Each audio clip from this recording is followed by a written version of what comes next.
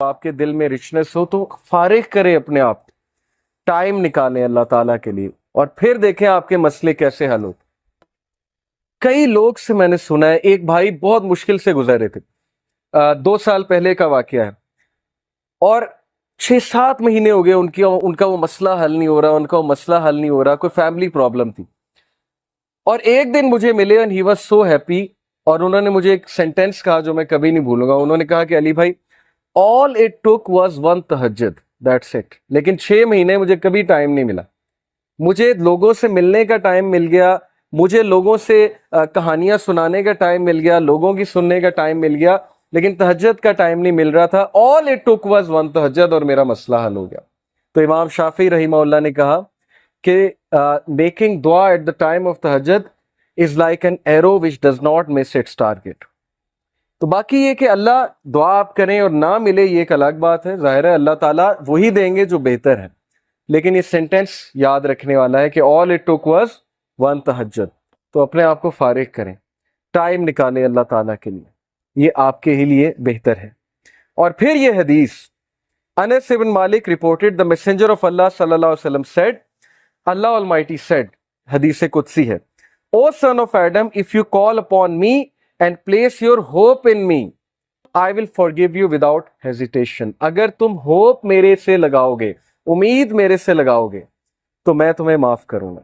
Without any hesitation میں تمہیں معاف کروں گا۔ O son of Adam, if you have sins piling up to the clouds and then ask for my forgiveness, I will forgive you without hesitation۔ اور اگر تیرے گناہ آسمان تک جا رہے ہیں اور آسمان کی طرح پائل اپ ہو چکے ہیں، کلاؤڈز کی طرح، یعنی اتنے سنز ہو چکے ہیں کہ تم اسراف کر چکے ہو، اور تم مجھ سے معافی مانگو گے، میں تمہیں معاف کروں گا، لیکن سچے دل سے توبہ کرو، میرے پاس آؤ گے، میرے سے بات کرو گے، مجھے ریکگنائز کرو گے، تو میں تمہیں معاف کروں گا۔ تو کویسچن یہ ہے کہ کیا ہمارے ہوپس اللہ تعالیٰ سے لگے ہیں یا ہمارے ہوپس کریشن سے لگے ہیں؟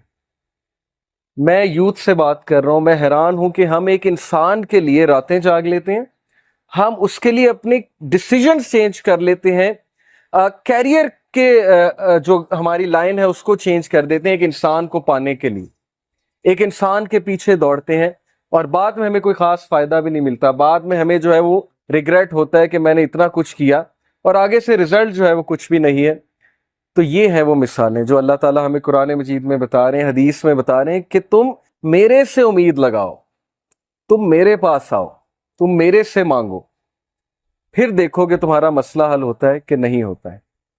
اور امید لگانے کے حوالے سے ابن تیمیہ رحمہ اللہ لکھتے ہیں، ان کی ایک کتاب ہے kalamullah.com پہ آپ جائیں تو وہاں پر ایک کتاب ہے ابن تیمیہ کی، I think relief from distress, yes exactly یہ نام ہے، ریلیف فرام ڈسٹریس، کے ڈسٹریس سے ریلیف کیسے ملنا ہے، اوکے یہ کتاب ہے۔ وہ کتاب اس آیت کی تفسیر ہے، لا الہ الا انت سبحانک انی کنت من الظالمین، صرف ایک آیت کو پکڑا ابن تیمیہ نے اور پوری کتاب لکھ دی۔ اس میں وہ ایک بات لکھتے ہیں کہ اسلاف جان بوجھ کر یہ دعا کرتے تھے، یہ بھی ایک دعا تھی ان کی کہ ہماری دعائیں ڈیلے ہوں، ہماری دعاؤں کی قبولیت ڈیلے ہو۔ اب یہ ہمارے لیے، ہم جیسے لوگوں کے لیے جو دنیا میں بہت ڈوبے ہیں، بڑی عجیب بات ہے۔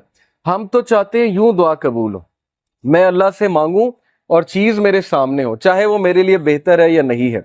اسلاف کہتے تھے کہ ہم جان بوجھ کے وش کرتے تھے کہ دعائیں ڈیلے ہوں، کیوں؟ کیونکہ جب بندہ دعا کر رہا ہوتا ہے اس کا تعلق ہی اللہ سے اور ہوتا ہے، تو وہ اس تعلق کو انجوائے کرتے تھے کہ ہم تکلیف میں ہیں، ہم کسی ڈسٹریس میں ہیں، بس ہم دعائیں کیے جائیں، تو یہ تعلق انہیں بہت لطف دیتا تھا۔ یہ ایک بہت ہائی لیول کی بات ہے۔ بتانا میں آپ کو یہ چاہ رہا ہوں کہ دیکھیں مصیبتیں آتی ہیں، مشکلیں آتی ہیں، انسان پر بہت سے فیزز آتے ہیں، اور اس فیز میں اگر اللہ سے آپ کنیکٹ کر جائیں تو یہ آپ کے لیے خیر ہی خیر ہے، اور اس فیز میں اگر اللہ سے دور ہو جائیں تو پھر یہ شر ہے بہت۔